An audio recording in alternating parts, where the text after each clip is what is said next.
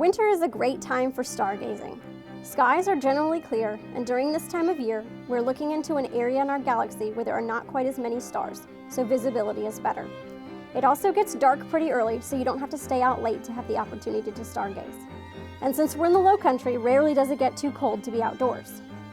The highlight of the winter sky is the winter hexagon, a series of 6 bright stars in 6 different constellations that make up a rough hexagon shape in the sky.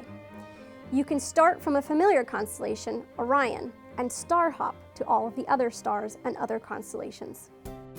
So we're going to start with Orion. Do you guys know how to find Orion? No? Okay. Well, it's a pretty familiar constellation. A lot of people can find it because there's 3 stars in his belt. So you guys see his belt up there? Yes. Okay, so you just start with Orion's belt. And we're going to find all the other 6 stars by starting from Orion. So we see his belt, and then up at the top is his shoulder. That one looks kind of reddish. That one's called Betelgeuse. And down at the bottom corner is Rigel. Rigel is the star that's in the winter hexagon. That marks his knee. So if we go to Orion, we can actually follow his belt up and away, and you're going to come to another reddish looking star. That one's called Aldebaran. And you see sort of a V shape. Okay, so that marks the face of Taurus the bull. In Taurus the bull, you basically see that V shape for his face, and you can follow his horns up and away. And the only part, the rest of the bull that we see is this little cluster of stars over here. It marks his shoulder. And those are called the Pleiades, or the 7 sisters, if you've ever heard of those constellations. Through binoculars, it looks almost like a little tiny miniature Dipper constellation. So Orion's up there with the bull, and then if we take his belt again and we follow it down towards the horizon, you find another really bright star. That one is called Sirius, and Sirius is the brightest star that we can see in the sky. It's only 8.5 light years away, which in astronomy terms is pretty close. And Sirius marks Canis Major, which basically means the big dog. And then we're going to find Canis Minor, the little dog. So if we use Sirius and we use Betelgeuse, which marks Orion's shoulder, and you make a triangle, you find another bright star over to the left. That one is called Procyon, and that marks Canis Minor, the little dog. And that one's actually kind of a stretch. There's only 2 stars. So you have to be imaginative when you think of that one representing a dog. Okay, so we found 4 of the constellations that are part of the winter hexagon. And those 4 are actually depicted in the sky together. So you've got Orion, who was a great hunter, with his 2 hunting dogs, Canis Major and Canis Minor, and then he is hunting Taurus the bull. And Taurus the bull in Greek mythology, one of the stories, the reason why we see only half of him is because it was Zeus taking on the form of a bull because he fell in love with a princess who lived on an island, and he went to go abduct her, and he's swimming. So since he's in the water, only half of his body is sticking out, and we only see the top half.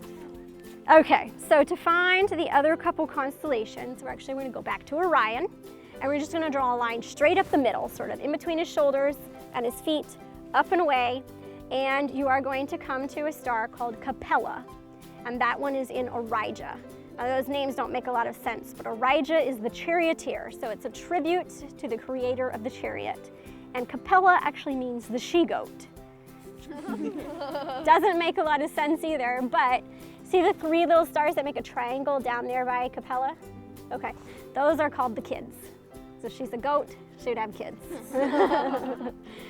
Okay, and so the last one is actually Gemini, the twins. So you go back to Orion and find Rigel, which marks his knee, and go through Betelgeuse, which marks his shoulder, and draw a line over, and you actually see 2 stars.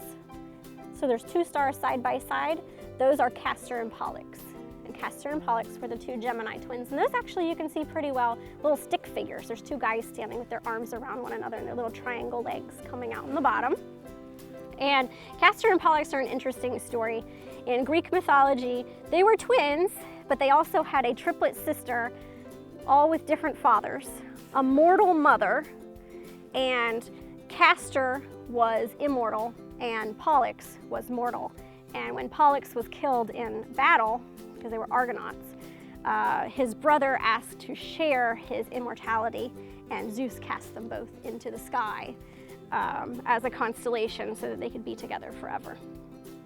So if we go back, we can see Rigel and Orion, and you can see Aldebaran and Taurus, and Orija and Capella, and Castor and Pollux and Gemini, and Procyon, and then Sirius, and that makes 6 stars that make up basically a hexagon shape.